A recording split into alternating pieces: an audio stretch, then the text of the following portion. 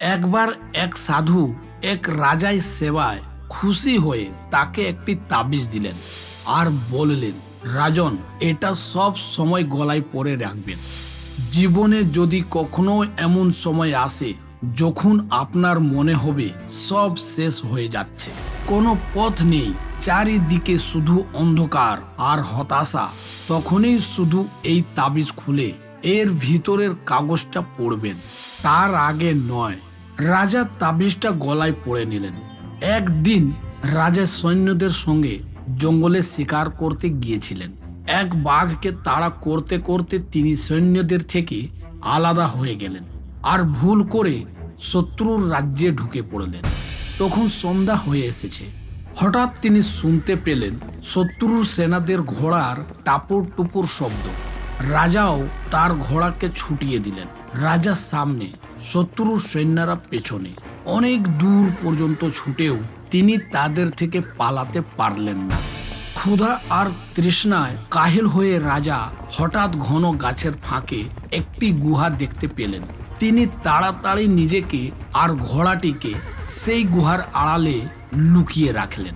শত্রুর ঘোড়ার শব্দ আস্তে আস্তে কাছে আসতে লাগলো। রাজা বুঝলেন এইবার তার শেষ।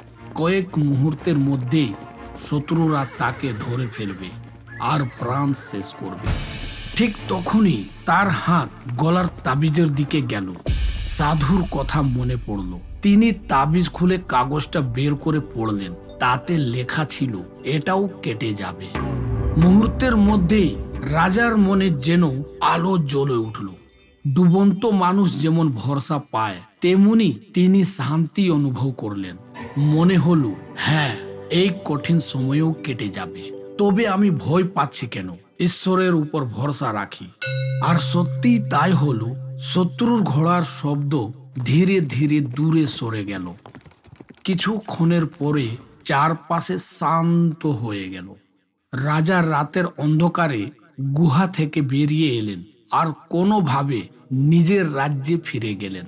বন্ধুরা, এটা শুধু রাজার গল্প নয়, এই আমাদের সকলের গল্প।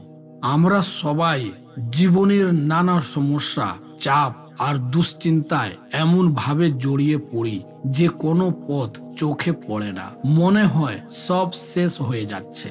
কিন্তু তখন যদি 2 মিনিট চোখ বন্ধ করে বসি, গভীর নিঃশ্বাস নিই, ঈশ্বরকে স্মরণ করি আর নিজের মনকে জোরে বলি, এটাও কেটে যাবে, তাহলেই দেখবেন এক অদ্ভুত শক্তি মনে ভর করবে। সমস্যার অন্ধকার থেকে বেরিয়ে আসার সাহস পাবে।